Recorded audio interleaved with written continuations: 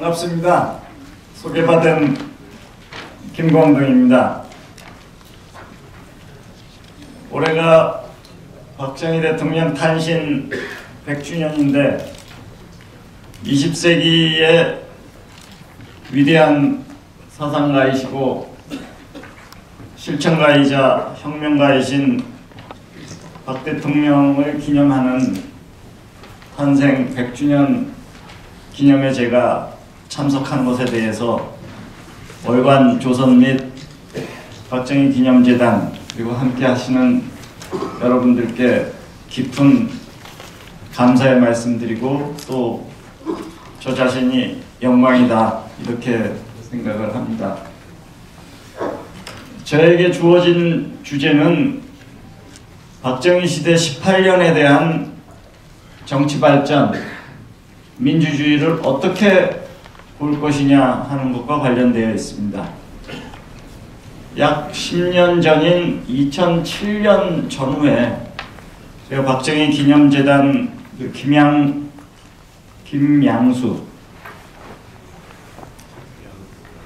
맞나요? 유양수 죄송합니다. 고인이 되셨는데 유양수 장관님이 맡으셨을 때 한번 그 조참에 참석했던 불려갔던 기억이 있어서 그 연장선상에서 말씀드리는 것으로 그렇게 하겠습니다. 우리가 박정희 18년의 정치 발전을 보기 위해서는 1961년 지금으로부터 56년 전입니다. 또 10월 유신을 기준으로 본다면 약 46년. 다시 얘기하면 대한민국 70년 사이에 18년이라고 하는 그 기간, 이승만 12년, 박정희 18년, 그 18년이라고 하는 기간을 민주공화제, 근대 독립국가를 만든 70년의 역사 속에서 그 18년을 어떻게 평가할 것이냐, 또 바라볼 수 있겠느냐 하는 것과 관련이 되어 있다. 이렇게 말씀드리고 싶습니다. 이 문제를 보기 위해서는 한두 가지 질문을 우리가 먼저 근본적인 질문이라고 해당되는 질문을 가지고 시작돼야 된다고 봅니다. 그 질문이라고 하는 것은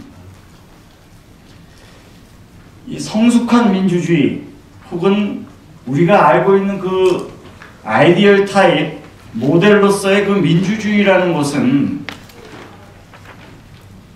과연 하고 싶다고 할 수 있는 것이냐의 본질적인 의문이 주어져야 됩니다. 민주주의는 의지로 할 수 있는 것인가? 하고 싶다고 할 수 있는 것인가? 자, 우리 이제 오늘부터, 올해부터, 지금부터 민주주의 하자. 그래서 민주주의를 할 수 있는 것인가에 대한 질문을 해봐야 됩니다. 만약에 의지를 가지고 정신 바짝 차려가지고 할 수 있는 것이라면 왜 230개의 선진국들 15개, 20개 빼놓고는 못하느냐에 대한 질문입니다. 의지만 가지고 할 수 있냐? 정신 바짝 차리고 이제부터 하자고 할 수 있는 것이냐? 특정 개인이 그 민주주의를 민주화 투사가 나온다 해서 열 수 있는 것이냐의 문제입니다. 그렇다면 왜 대부분의 나라들은 아랍의 봄이 몇 번을 왔고 동유럽에서 그 많은 투쟁이 있었고 또 지난 40년, 60년간 수많은 나라에서 민주주의를 염원했는데 왜 민주주의가 오지 않느냐 하는 문제입니다. 대부분의 나라를 이거를 볼 수 있으면 좋겠습니다. 제가 넘길 수 있나요? 그러면 저기 그때 더 넘겨서 지도를 하나 뒤에 죄송합니다. 예.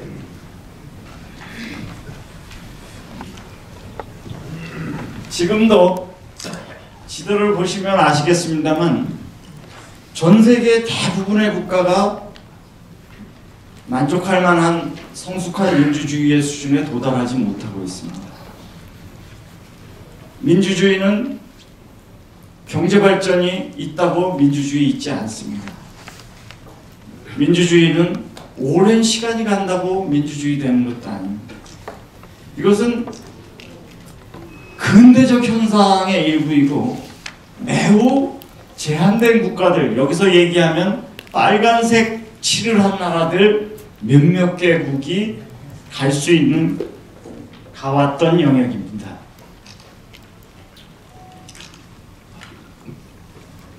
우리가 다른 사회적 현상이나 물리적 현상을 생각해봐도 마찬가지입니다.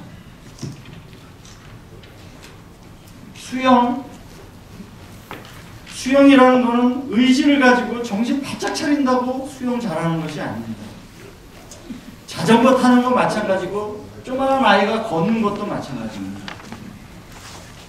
여기에는 커다란 시행착오와 일관된 훈련 과정의 연장선상에서 잘하는 것이지, 어떤 사람 보고 수영에 관한 책 10권을 읽히고 100권을 읽혀가지고 물에 집어넣는다고 수영 잘하는 것이 아니고, 어린애한테 수백 번 수천 번 넘어지지 않고 이제부터 정신 바짝 차리고 걸으라해서 걔가 걷거나 책 100권 1000권을 읽는다고 자전거를 탈 수 있는 것이 아닙니다. 그것은 물을 먹어야 되는 것이고, 자전거는 무릎을 까져야 되는 것이고, 수많은 시행착오와 반복의 연장선상에서 가는 겁니다. 걷기와 수영이 마찬가지인 것처럼 한 나라의 민주주의의 성숙과 발전이 마찬가지고, 그 고도의 민주주의라고 하는 것은 매우 제한된 영역에 나라들만이 갈 수 있다는 것은, 그것은 의지의 문제가 아닙니다. 정신 바짝 차리고 되는 문제가 아닙니다. 자, 이제부터 우리 민주주의 하자. 그래, 오늘부터 지금부터 민주주의 하자. 그래가지고 된다면 그 민주주의를 가지 못할 나라는 저는 없다고 보죠. 이게 대한민국이 맞이한 운명입니다. 박정희가 맞이한 운명이라고 저는 보여집니다. 다른 질문을 하나 더 우리가 해봐야 됩니다. 왜 주변 국가에서는 독재자라는 말을, 주변 지도자들은 독재자라는 말을 하지 않는가? 이승만과 박정희에 대해서는 떳떳하게 말만 나오면 독재자, 독재체제, 독재자라고 얘기하면서 왜 시진핑한테는 독재자라고 하지 않는가? 왜 네루한테는 독재자라고 하지 않는가? 왜 등소평한테는 독재자라고 하지 않는가? 왜 이광영이나 이센룡한테는 독재자라고 하지 않는가? 왜 장개석한테는 독재자라고 하지 않는가? 왜 호치민한테는 독재자라고 하지 않는가? 이 나라들에 있어서 선거가 있었습니까? 복수정당제가 있었습니까? 자유시장이라는 것이 있었습니까? 지금 그 살만하다는 시진핑, 강택민 시대의 공산당 외에는 있습니까? 거주 이전의 자유와 언론의 자유가 있습니까? 투표를 합니까? 근데 왜 독재자라고 하지 않나요? 장개석은 1988년까지 계엄령이었습니다. 거긴 국민당밖에 없었습니다. 자식한테 물려줬습니다. 선거는, 복수정당의 선거는 1992년에 비로소 대만의 복수정당제가 시작합니다. 나머지 나라들에 대해서는 말할 가치조차 없습니다. 캄보디아, 베트남, 인도, 필리핀, 북한, 몽고, 말할 조차가 없습니다. 민주주의라는 것이 문명과 동떨어서 자기 한 나라만 할 수 있는 것이 민주주의입니까? 우리가 저 빨간 유럽의 네덜란드나 벨기에에 있었던 나라입니까? 그 가지 못한 주변국 어디도 가지 못하고 주변국 어디도 복수정당제와 선거가 있지 않은 그 나라의 고립을 뚫고 대한민국의 민주주의와 근대를 만든다는 것이 그만큼 어려웠던 길이고, 그것은 대한민국이기 때문에 만들어냈고 가능했던 길이라고 보여집니다.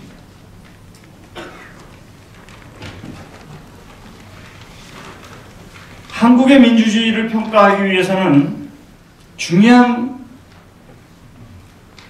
전제가 있습니다. 개념이 있습니다. 그 개념의 첫 번째는 늦어진 근대라고 하는 사실입니다. 이 대한민국은 매우 늦어진 근대를 받아들이고 시작해야 했다라고 하는 엄청난 굴곡과 과제입니다. 대한민국이 맞이했던 지난 60, 70년사가 걸어왔던 그 기반이라고 하는 것은 400년, 500년 늦어진 근대를 받아들고 근대를 시작해야 됐고, 자유민주 체제를 만들어야 됐고, 공산체제와 맞서야 됐고, 산업혁명을 이루어냈던 그 숙명의 과정에서 시작하는 겁니다. 첫 번째로 돌려봐 주실까요? 그 다음으로 해도 될 것 같습니다. 이게 18세기 세계 지도입니다. 여러 군데 세계 박물관에 가면은 16세기, 17세기, 18세기 세계 지도가 나옵니다. 그 지도를 가만히 들여다보면은 그 지도에는 대한민국이라고 하는 것은 없습니다. 없다는 얘기는 무슨 얘기냐 하면 지도상에 백지로 나오는 데가 대한민국입니다. 중국, 왼쪽에 중국, 뭐 강도 있고 지명도 있고 부분적으로 있습니다. 일본, 뭐 항구도 있고 강도 있고 도시 표현이 있습니다. 그러나 대한민국에 딱 가면 이미 반도인지 뭔지 섬으로 되어 있습니다. 아일랜드로 되어 있습니다. 그리고 일체 하나의 지명이나 강이나 부조 표시가 없습니다. 세계 문명사에서 완전히 배제된 나라입니다. 관심도 없고 알 수도 없고 폐쇄되어 있고 갈 필요도 없는 나라입니다. 이것이 우리가 맞이한 16세기, 17세기, 18세기, 19세기, 1870년대까지 지금부터 130, 40년 전까지의 대한민국의 현실입니다. 문명사와 고립되어 있고 폐쇄되어 있고 근대적 흐름과는 완전히 격리되어 있는 섬이자 폐쇄 국가이고 알려질 수도 없고 알지도 못하던 나라. 이게 우리가 맞이한 현실입니다. 그 다음 1533년이면 이미 세계는 임진왜란 60년 전에 세계는 이미 다른 세계입니다. 1400년대 1500년. 이 그림의 묘사들을 보면은 300~400년이 지난 요 다음으로 해보세요. 이것이 350년 뒤에 대원군의 그림입니다. 다시 앞으로 가주세요.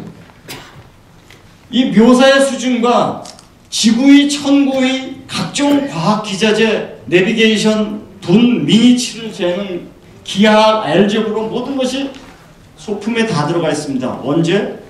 임진왜란 60년이죠. 그 뒤로 해보세요. 이거는 그로부터 350년 뒤에 대한민국 최고 지도자인 왕보다 위에 있다라고 하는 대원군의 당대 유습과 최고 화가가 그린 그림입니다. 선명도, 소품 다 알 수 있습니다. 여기에는 안경과 1870년대까지 와도 안경과 시계가 보입니다. 이게 제가 찾은 당대 최고의 그림입니다.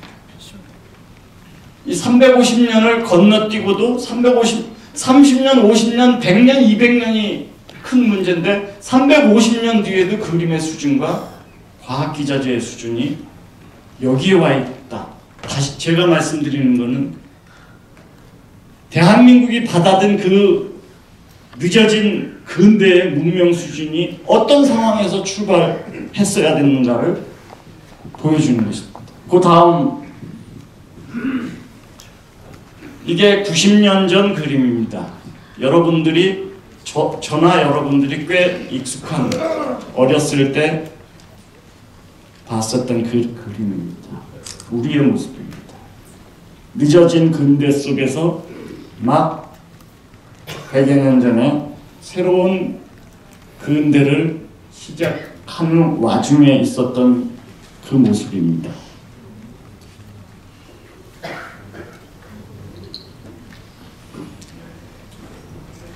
늦어진 근대가 끝나고 대한민국에는 1948년부터 혁명을 시작합니다. 대한민국이 만든 문명사는, 지난 60, 70년의 문명사는 세계사에 지구상에 없는 전혀 다른 문명사를 시작을 합니다. 그 문명사의 시작이라고 하는 것은 먼저 자유민주혁명부터 시작을 합니다. 이게 중요합니다. 올바르 되는 얘기를 드리는 것이 아니고 300년, 400년 늦어진 폐쇄, 봉건, 왕조, 식민의 체제를 물려받아서 시작하는 것은, 첫 번째 시작하는 것은 자유민주혁명을 시작합니다. 늦어진 근대와 혁명적인 자유민주입니다. 다음 페이지. 그 혁명적인 자유민주, 그 다음 페이지. 그 혁명적인 자유민주라고 하는 것은 매우 짧은 기간에 혁명적으로 이루어집니다. 1948년 5월 10일 드디어 우리 민족이 최초의 선거를 하게 됩니다. 600년 선거 역사를 가진 나라도 있고 400년 선거 역사를 가진 나라도 있고 250년 선거 역사를 가진 나라들이 대부분입니다. 앞에서 얘기했던 그 빨간색 칠을 했던 나라들입니다. 대한민국은 그 600년, 400년, 250년, 150년을 건너뛰고 바로 보통 비밀 자유 선거를 시작합니다. 민주주의의 완벽한 변화입니다. 그것이 48년 5월 10일 혁명적인 민주주의가 시작이 되고, 이어서 바로 그 대표자에 의해서 대한민국의 의회 민주주의가 시작됩니다. 의회 민주주의 역사는 아시겠습니다만 200년인 나라도 있고, 우리가 얘기하는 건 약 20개국을 얘기하는 겁니다. 전 세계는 아무 의미가 없습니다. 20여 개국조차도 200년, 400년, 600년 역사가 있습니다. 대한민국은 바로 모든 남녀, 성인 25세 이상이 투표를 하는 것이 1948년이고, 또 의회 민주주의를 시작하는 것도 바로 연이어서 48년 5월 30일이고, 역시 제헌헌법에 의해서 법치주의 국가 헌정 질서가 시작되는 것이 제헌헌법이고, 이 제헌헌법에 의해서 대통령이 선출이 되고 48년 8월 15일 건국이 되면서 이 땅에 전혀 다른 혁명적, 남들은 400년, 500년, 적어도 150년 거쳐서 할 것을 거의 선진국 수준의 민주주의 제도가 찌라미처럼 한국 사회에 들어오게 됩니다. 벨기에, 네덜란드 대부분의 나라가 한국하고 선거권이 거의 여성 선거권이 같이 들어옵니다. 남들은 아무도 그 길을 가지 않는데 한국에만 그 길이 시작되는 것입니다. 그 뒤에 한번 세계지도 그 다음 예, 잘 아시겠습니다만 다른 나라들은 그 길을 가지 않습니다. 이 거대한 40여 개국의 찌라미 같은 공산주의의 확산 속에서 동아시아, 동북아시아의 소통만큼 붙어서 한 나라가 전혀 다른 전임미답의 길을 갑니다. 그게 바로 선거고 의회 민주주의고 시장경제고 자유민주체제고 복수정당제입니다. 다른 나라들은 그 길을 갈 이유가 없었습니다. 대한민국이니까 그 길을 만들고 개척하고 봉건시대와 식민시대와 공산주의 시대를 맞서면서 유일하게 대한민국이 그 길을 시작한 겁니다. 근데 그 길이 매우 혁명적인 것입니다. 남들은 가지 않고 아무도 가지 않지만 대한민국만 그 길을 간 겁니다. 다시 돌아가 주세요. 앞으로. 그래서 안 됐습니다. 48년 8월 15일 우리가 얘기하는 대한민국 건국이 있고 12년의 이승만 시대가 있고 그 이후에 박정희 시대가 열립니다. 이 48년 8월 15일 이후에 그 뒤로 한번 하십시오. 대한민국은 너무 민주주의적인 것입니다. 너무 개방적이고 너무 자유스럽고 너무 선거 중심적이고 너무 정치 과잉의 시대가 열립니다. 당시로서는 민주주의하고 의회 민주주의하고 선거하고 우리가 대표자 뽑고 선거 자주 하면은 모든 문제가 해결될 것이라고 봤습니다. 전가의 보도고 이것이 문명을 만들고 이것이 삶을 바꾸고 번영을 만들고 근대화를 이루고 산업 민주주의를 하는 나라처럼 될 거라고 생각을 했습니다. 그래서 대한민국에서는 끊임없이 선거를 합니다. 이 선거 역사라고 하는 것은 어느 신생 독립국, 개발도상국에 있지 않았던 겁니다. 48년 5월 선거하고 2년 뒤에 한국전쟁이 나기 한 달 전에 50년 5월 30일 선거를 하고 또 2년 뒤에 52년에 무려 3번의 선거를 합니다. 지방자치선거까지 다 합니다. 그 대한민국이. 그 늦어진 근대를 이어받고 그 공산 찌나미에 맞서서 손톱만큼 그 붙어있던 그 나라가 선거를 계속하는 겁니다.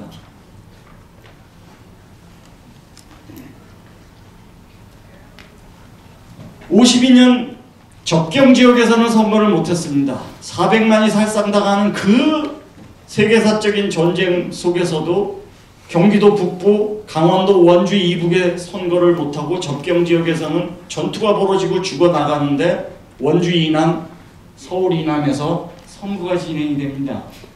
그것도 전국선거가 3번이나 있었습니다. 선거에 환장을 했습니다.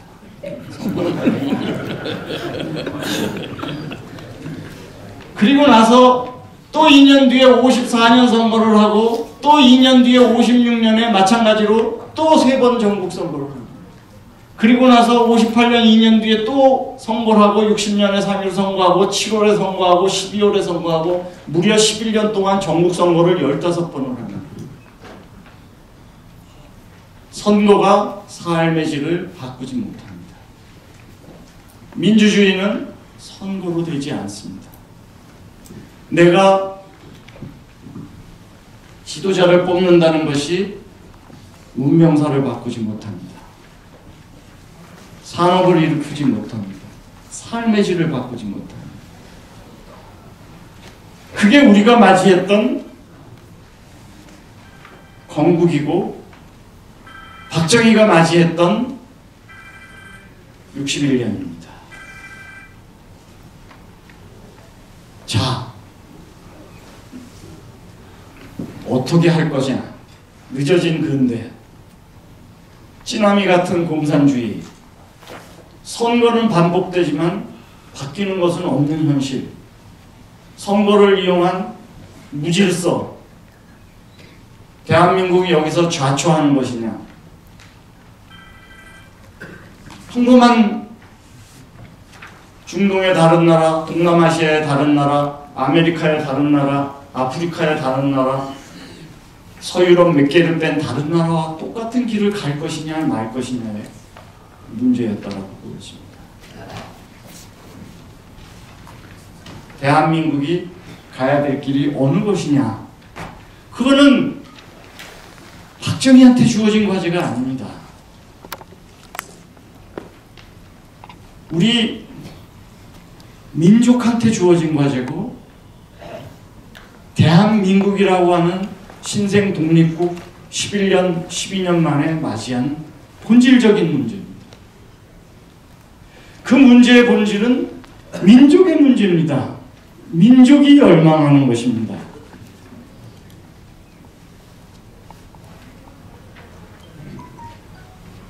뒤에 한 번 더 공산주의고, 스탈린, 김일성, 모택동이라고 하는 이 거대한 세력이 대한민국을 덮치는 겁니다.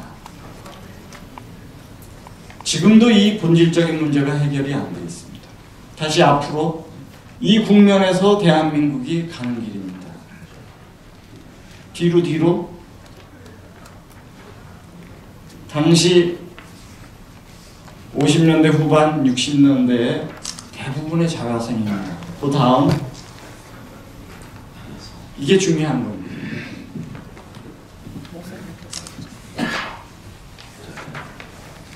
1956년 이후로 58년 선거, 60년 선거, 56년 선거 마찬가지입니다. 한국의 민주주의를 도와주는 얘기는 없었습니다. 못 살겠다, 가라보자입니다. 민주주의를 더 달라는 얘기가 어디 있었습니까? 여성한테 투표권을 달라? 우리도 의회를 만들자? 우리도 남자 성인이면 다 투표하게 해달라?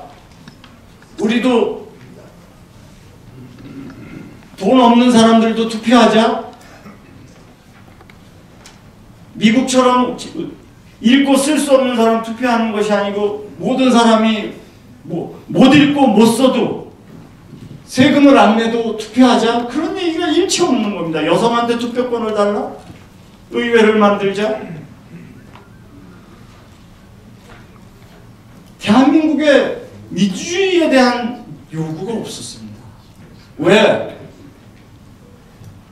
늦어진 근대를 넘어서서 갑자기 세계 인류 수준의 자유민주 혁명이 왔기 때문에 더 이상 요구할 게 없었던 겁니다. 여기서 요구받는 거는 못 살겠다, 가라보자입니다. 가난 타파, 민족의 위상, 우리도 미국처럼, 일본처럼, 아니면 영국처럼 살아보자입니다. 일관되게 못 살겠다, 가라보자를 할지 어떤 민주주의 요구를 합니까? 이 열망은 개인의 열망이 아니고 박정희의 열망이 아닙니다. 이게 민족의 열망이었습니다. 넘어서자는 겁니다. 근대혁명, 근대산업, 가난, 지긋지긋함을 끝내고 민족의 비약을 요구하는 것입니다. 그 뒤에 한번 4.19에서도 마찬가지입니다. 밥 달라 우는 백성이라고 얘기를 하는 겁니다. 4.19도. 만약에 4.19가 민주혁명이라면 4.19 이후에 민주주의 제도적으로 바뀐 게 있어야 됩니다. 유일하게 바뀐 게 대통령제가 내각제로 갔고 다시 대통령제로 가서 지금까지 옵니다. 그거는 의미가 없다는 것을 얘기하는 겁니다. 4.19 이후에 어떤 민주주의 제도가 바뀌나요? 민주혁명이면 민주주의 제도에 있어서 변화가, 급격한 새로운 변화가 있었어야 그게 혁명이지.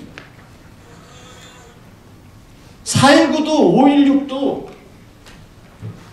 50년대 후반에 못 살겠다, 가라보자도 다 민족혁명입니다. 여기서 말하는 민족혁명, 민족근대혁명입니다. 산업혁명입니다. 가난 극복이고 지긋지긋함에 대한 민족의 위상을 다시 세우자는 것이고, 그 민족의 열망을, 그 파도를 대변하고 탄 것이 박정희인 겁니다. 그렇기 때문에 그 길을 간 거고 또 성공한 것이다. 다시 앞으로 돌아가죠. 이거는 아주 대표적인 56년 이후에 모든 야당이 얘기하는 거죠. 삶의 문제입니다. 민주의 문제가 아니라는 말씀입니다.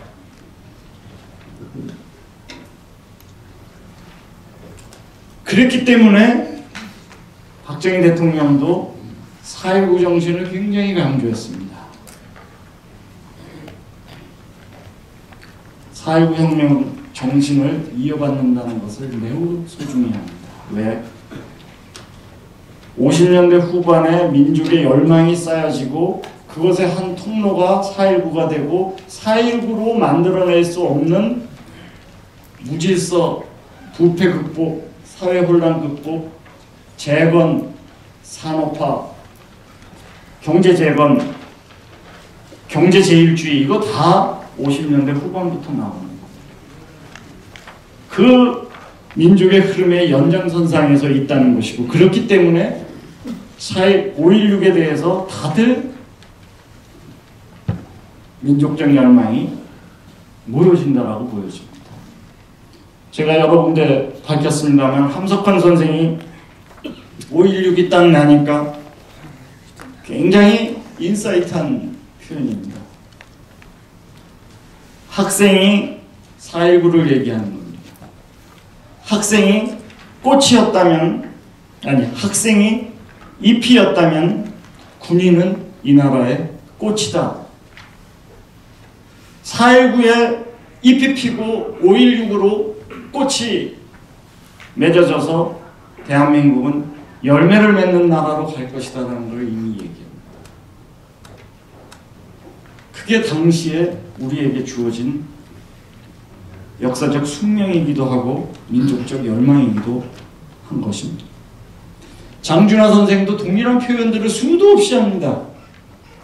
한 표현을 보면 장준하 선생이 뭐라고 5.16에 대해서 얘기하냐면 5.16은 부패와 무능, 무질서와 공산주의 책동을 타파하고 국가 진로를 바로잡으려는 민족주의적 군사혁명이다. 이렇게 얘기합니다.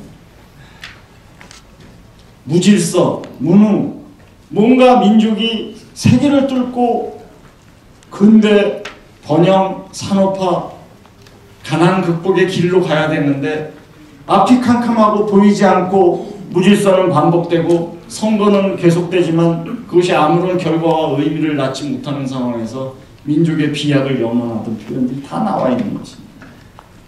장준하 스스로도 부패와 무능, 무질서, 공산주의의 책동 파괴하고 국가를 진로를 여는 민족주의적 군사혁명이고 5.16 한국의 군사혁명은 부패와 빈곤에 시달리는 많은 후진국 국민들의 길잡이다.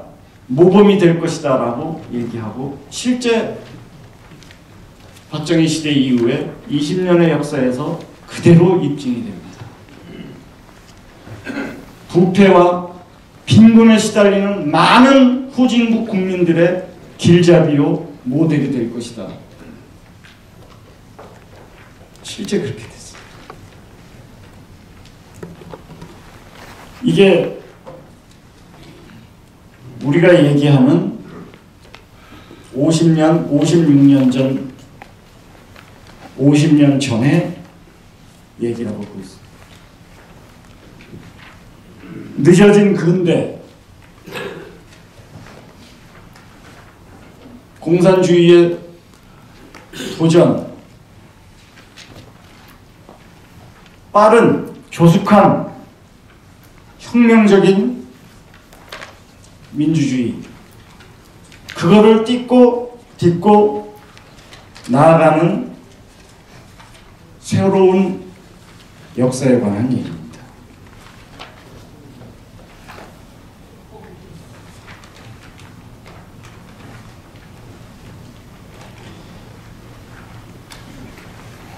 뒤에 보십시다. 하나 더. 굉장히 중요한 흐름이 대한민국의 형성이 됩니다. 두 번째 컬럼이 성장률입니다. 1961년, 65년 그 전에 5년 단위인데 4.8%에서 7.3으로 점프를 합니다. 7.3에서 다시 5년 뒤에는 12.8%로 점핑을 합니다. 그 이후에 일관되게 10%의 성장입니다.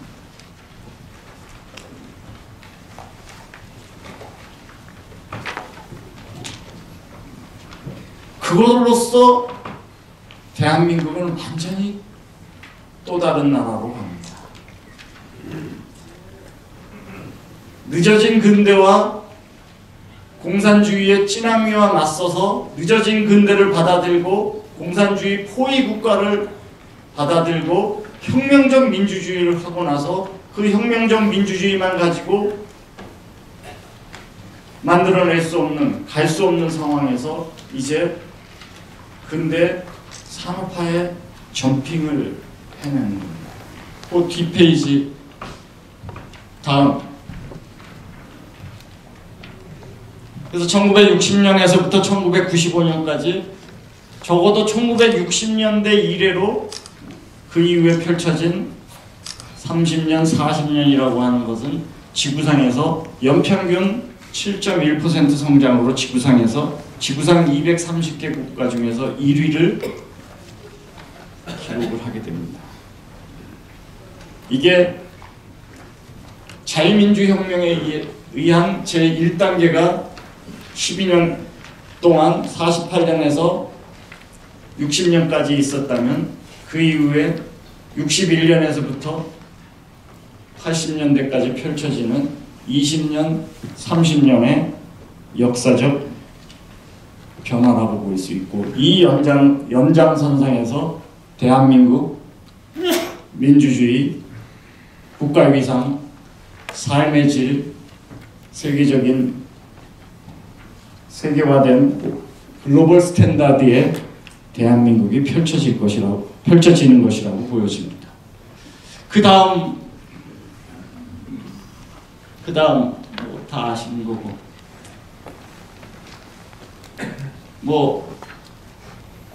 전 세계에서 가장 민주주의적인 나라 20개를 뽑아보면은 유일하게 대한민국만이 서유럽 국가를 제외하고는 그 길을 갈 수 갔다는 것을 보여지고, 그 어느 하나 나라, 아까 그 빨간 데서 벗어나지 않기 위해 나라든 않는다는 것을 보여줍니다. 대한민국이니까 이 길을 갔다는 것을 보여줄 수 있습니다. 다음.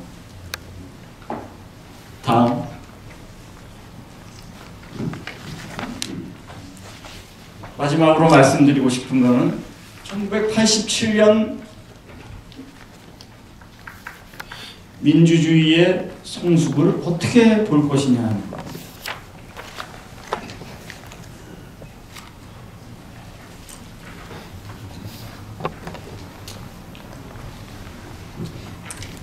(1986년) (87년) (85년) (84년) 기록 다 동일한 기록입니다.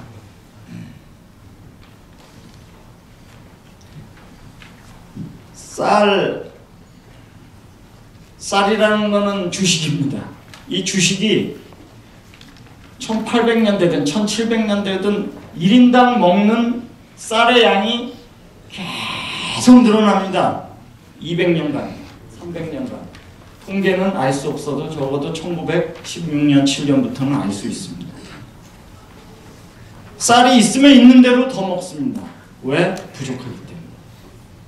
그 쌀이 몇백 년간 계속 1인당 쌀 소비량이 늘어나다가 그 쌀 소비량이 줄어들기 시작하는, 1인당 쌀 소비량이 줄어들기 시작하는 해가 굉장히 중요한 해입니다. 1983년부터 줄어듭니다. 이미 84년부터 줄어드니까 최고점으로 간 것이, 더 이상 먹지 않는 최고점으로 간 것이 1984년이고 84년부터는 줄어든다는 얘기는 대한민국이 이미 확고한 중진국에 갔다는 것을 의미합니다. 자유민주혁명도 완수됐고 산업혁명도 완수됐다는 것을 볼 수 있습니다. 통계로도 볼 수 있고 수많은 지표를 가지고 다 볼 수 있습니다. 자유민주적 기반과 근대 산업적 기반에 토대하는 것이 바로 1980년대 중반입니다. 1986년에 가면은 경제성장률 86년, 87년 다 10%를 넘습니다. 왜 가난한 나라에서 민주주의가 없고 성장하는 나라, 성장된 나라에서 민주주의가 있는지도 동일하게 대한민국에 성장됩니다. 1인당 국민소득이 3,000불이 넘고 이거는 립셋이나 수많은 정치학자들이 얘기하는 민주주의로 갈 수 있는 개인의 소득 수준을 얘기하는 것이 바로 그대로 동일하게 나타납니다. 물가 상승률이 2%대로 떨어집니다. 놀랍습니다. 전 세계의 개발도상국, 신생 독립국에 이런 안정체제가 나오지가 않습니다. 모든 통계를 다시 한번 봐주시면 합니다. 2%, 3%대 물가 상승률이 나고 1986년에 이르면은 우리가 건국 이래 최초의 민족사에 흑자가 나는 해입니다. 100억 달러 수출이 목표던 것이 78년, 80년인데 수출 목표량이 아니고 순익 흑자가 흑자의 수준이 87억 달러가 나옵니다. 목표 매출이 아닙니다. 그 다음해인 87년에 가면은 수출 100억 불이 아니라 흑자 순익 100억 불이 나오는 해가 87년입니다. 그 이후에 마찬가지입니다. 지금 뭐 800억 불까지는 완전히 바뀐 겁니다.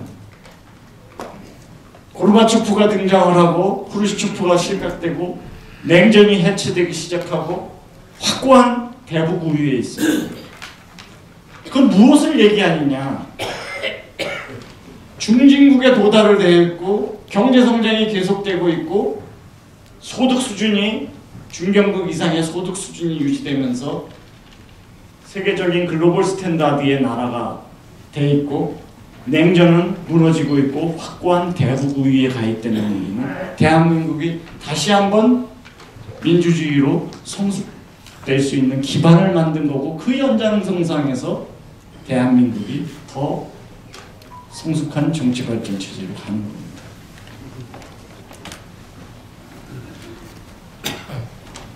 대한민국은 48년의 자유민주 체제와 61년 이후에 근대 산업혁명 체제의 연장선상에서 87년에 있는 것입니다. 근데 여기에서 커다란 역사적 단절이 생기고 시각과 바라보는 스펙트럼 이념적 논리가 변하기 시작하는 것이 1987년입니다.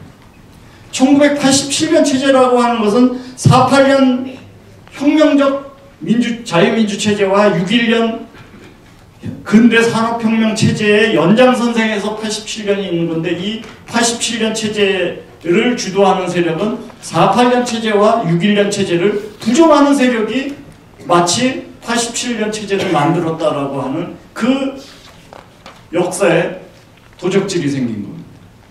역사를 보는 눈을 완전히 바꾼 겁니다.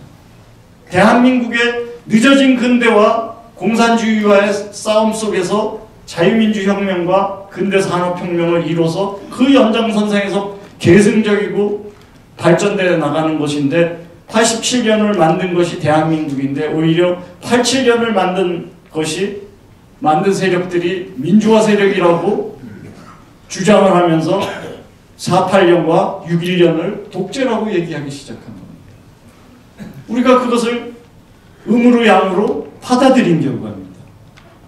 이게 대한민국의 역사가 계승되지 않고 단절된 이유고 48년, 61년 체제의 연장선상에서 대한민국이 만들어졌는데 전혀 이 대한민국을 만드는데 삽질 한번 하지 않고 땀 한번 흘리지 않고 대한민국을 비아냥거리던 세력들이 민주화 세력이라고 자임을 하고 민주 세력이라고 얘기하고 오히려 4.8년과 6.1년 체제를 부정하면서 오늘의 대한민국이 여기까지 온 것입니다. 그것은 오늘 현상을 보면 바로 촛불 현상과 태극기 현상으로 구분되는 것입니다.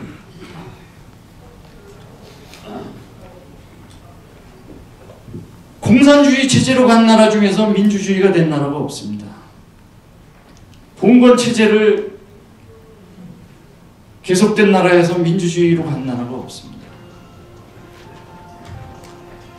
경제적 기반이 없는 나라에서 민주주의로 간 나라가 없습니다. 대한민국의 민주주의 투쟁의 구체성이라고 하는 것은 공산주의와 싸운 사람이 민주화 투쟁가입니다. 가장 힘들고 가장 어렵고 가장 많은 사람들이 희생을 당합니다. 한국 민주주의 투쟁은 의회를 만들자, 여성도 투표권 달라, 성인이면 다 투표하게 해달라, 의회를 만들자, 자유시장을 만들자, 무역을 자유화하자, 개방하자의 민주주의 투쟁이 없습니다. 왜? 이미 다 만들어졌기 때문에. 우리에게 민주주의 투쟁이라고 하는 것은 우리가 만들어 놓은 이 경제적 기반과 자유민주 체제를 부정하는 세력들과 전투적으로 피를 흘리면서 싸운 그 사람들이 바로 한국의 민주주의 투쟁가고 그 사람들이 민주주의자인 겁니다.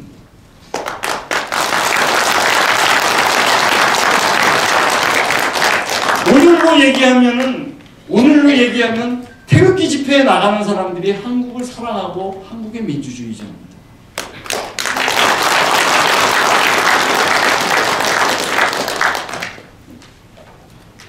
한국의 민주주의 발전을 막으려고 하는 세력, 이것을 단절시키고 부정시키려고 하는 세력들과 단호히 맞서는 것이 한국의 민주주의고 한국의 민주주의 투쟁입니다.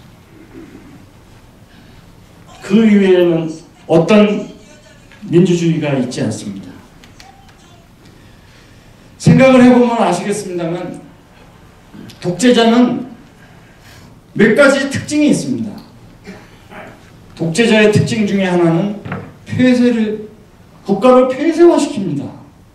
단절시키고 격리시킵니다. 북한, 중국, 무슨 크메르, 라오스, 베트남 어떻게든지 격리시킵니다. 한국 앞으로 좀 가보실까요? 뒤로요. 잘 아시겠습니다만 대한민국은 세계적인 무역국가입니다. 몇몇 개 도시국가나 중개항, 네덜란드나 이런 중개항 국가와 다르다면 한국은 세계에서 가장 무역 많이 하는 나라입니다. 세계로 진출하고 글로벌 스탠다드를 받아들이고 세계와 함께하고 자유선택을 할 수 있도록 만들어주는데 어떻게 독재가 있을 수 있습니까? 폐쇄와 독재는 함께합니다. 개방과 세계화와 무역과 독재가 함께한다는 얘기는 들어본 적이 없어요.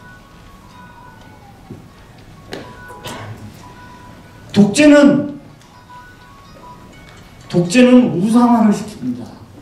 개인을 우상화시킵니다. 모든 독재의 전형입니다. 제가 박정희를 우상화시켰다는 얘기를 듣지를 못했습니다. 김대중, 김영삼 대통령들 명예 박사 10개, 13개 받는 거 다 봤습니다. 박정희 대통령이 명예 박사 받는 거 봤습니까? 자기 동상 만들어 세우는 거 봤습니까? 그 만탄 시대에 호 하나를 갖지 않으려고 합니다. 굉장히 실사고시적인 것입니다. 그 산업공상 시대에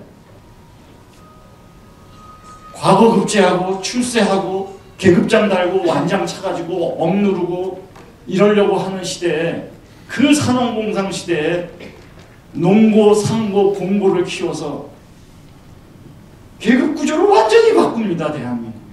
산업농장 시대가 아니고 공상 시대를 엽니다. 계급을 바꿔버립니다. 동물을 타파하는 것입니다. 근대 산업 계급 구조, 인식 구조 자체를 바꾸는 겁니다. 그래서 그 과정 속에서 바로 우리는 몸에 맞지 않는 옷을 입었다. 수없이 표현했어요. 한국에는 한국에 맞는 민주주의가 있다. 선거로 해석될 수 없다고 보여집니다. 독재적 현상이 여러 가지가 있습니다. 폐쇄가 있고 격리가 있고 우상화가 있고 글로벌 스탠다드와 함께 가지 않고 전혀 다른 길입니다. 그 독재라고 하는 것은 신격화하고 함께 가는 겁니다. 굉장히 오히려 자신을 신격화하거나 우상화하거나 폐쇄화시키려고 하거나 계급구조를 만들거나 이것을 정반대의 길로 합니다. 이게 바로 한국이 걸어왔던 박정희 18년의 기간 동안에 만들어진 구조개혁이고 산업, 사회경제적 변화라고 보여집니다. 마지막으로 말씀드릴 수 있는 것은 늦어진 근대 속에서 공산주의의 포기와 고립 속에서 선거와 민주라고 하는 것으로 모든 것을 해결하려고 하는 시대를 맞이한 상황에서 어디로 갈 것이냐의 문제고, 민족이 제기하고 민족이 열망하고 민족이 제시한 길을 받들고 간 것이고, 그 연장 속에서 대한민국의 이 위상과 이 민주주의와 이 산업국가가 만들어지고, 그 연장선상에서 87년 민주주의도, 우리가 얘기하는 오늘의 성숙한 민주주의도 바로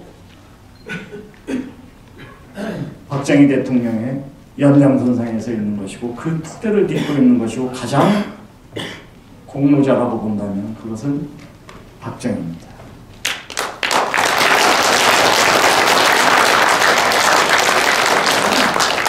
민주를 외친다고 민주주의자 아닙니다. 그 사람은 전체주의자일 가능성이 매우 높습니다. 민주주의자는 민주를 함부로 얘기하지 않습니다. 그 겸손함과 그 실천과 그 구체성을 만들어낸다는 것은 감히 자기를 민주주의자라고 얘기할 수 없는 겁니다. 그럼에도 불구하고 한국에 삽질 한번 하지 않고 땀 한번 흘리지 않고 공산주의와 싸우지 않고 공건주의와 싸우지 않고 민주주의를 자임하면서 대한민국을 욕보이고 박정희를 욕보이고 역사를 욕보이고 다른 방향으로 끌고 가려고 하는 그 엄연한 도전과 세력 앞에 우리가 그 앞에 서 있고 다시 한번 극복돼야 할 과제를 안고 있다. 이렇게 말씀드리겠습니다. 고맙습니다. 감사합니다.